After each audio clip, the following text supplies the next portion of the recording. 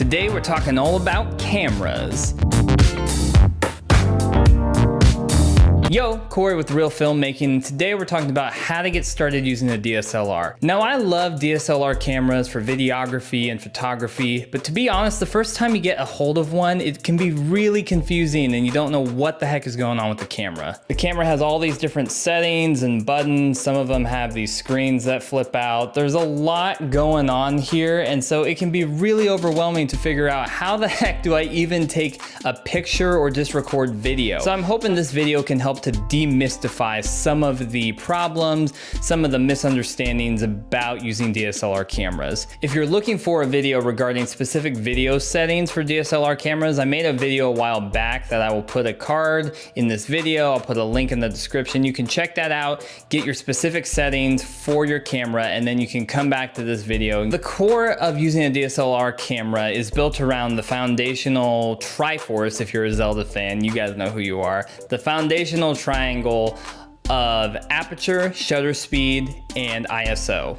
Aperture is basically how much light passes through your camera's lens to your camera's sensor. It's how much light your camera can take in to help create the image that you are seeing. Think about this as basically like when you put a lens on a camera, all lenses have different amounts of light that they take in. If you look at a lens, you will see that most of them say like whatever size it is and some other numbers that follow it. This talks about how much light your camera can take in through that lens to help generate the image that you are seeing. The smaller the number on the lens means the more light that can come through. The bigger the number means less light that comes through. Now there's lots of different reasons why you want more or less light, and a lot of them have to be tied to this idea of something you may have heard about before called a shallow depth of field. Depth of field is basically how much of your subject is in focus versus how much of it is not in focus. And that has to do with the aperture and how wide or how closed that aperture is. Even this video you're watching right now, I've got some of a shallow depth of field going on right here. If I move closer towards the camera, you'll see that get even more highlighted.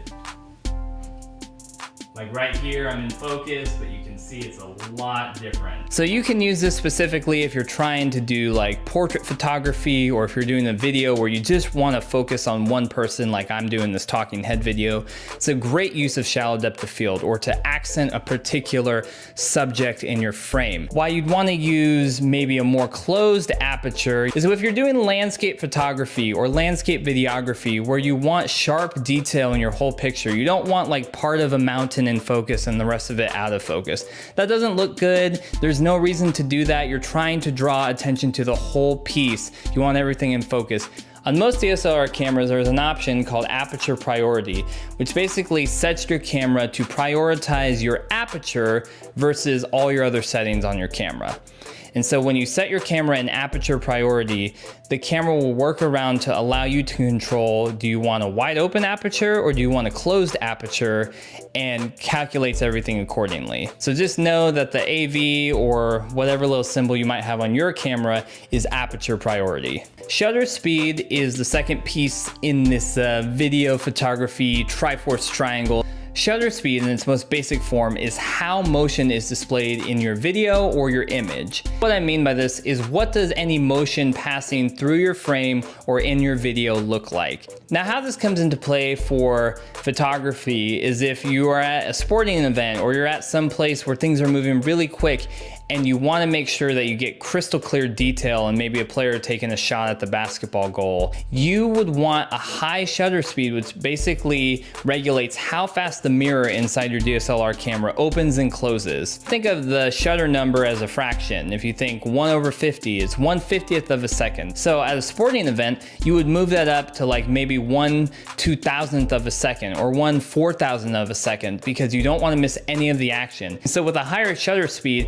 you get rid of any sort of motion blur that would be present in your picture. On the opposite side, if you want some motion blur, if you want some of that creativity, picture like a waterfall scene and you want to catch the beauty of the water flowing. Or if you've seen any of those pictures of a freeway at night and you see all the bleed from the lights kind of like showing the trail of the car, that is done with shutter speeds that are way lower on the other side. So maybe like 1 or 2 second or 5 second exposures where the person leaves the camera on a tripod and the shutter stays open for 5 seconds. And when it comes back, it's taking in all this light, because in keeping the shutter open, it's able to take in more light, but it distorts the motion of what has passed through the frame. Different reasons that you would use different types of that, like in filmmaking might be, maybe make it slower or faster.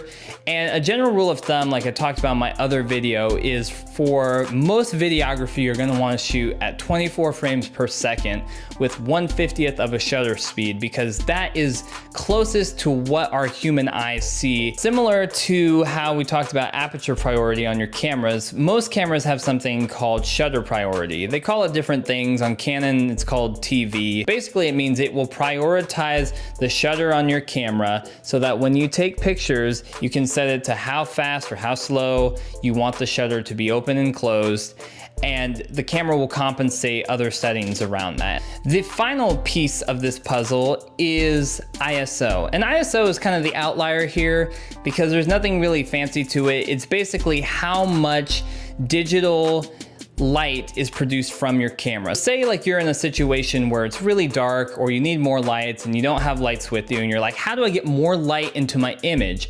Well, you can do that by raising the ISO. So internally, your camera can bump up the light in a shot, but it comes at a cost. The higher you raise the ISO, the more you introduce what is called digital noise or grain into your pictures or your films. And so what this will look like is tiny flecks that pop in and out, and that's because the more of this light, this artificial light that you create, it distorts your pictures and it distorts your videos, and you can see breakup in the fidelity of your image. General rule of thumb is for most DSLR cameras, when you're just starting out, you don't want to really go past like 2000 ever.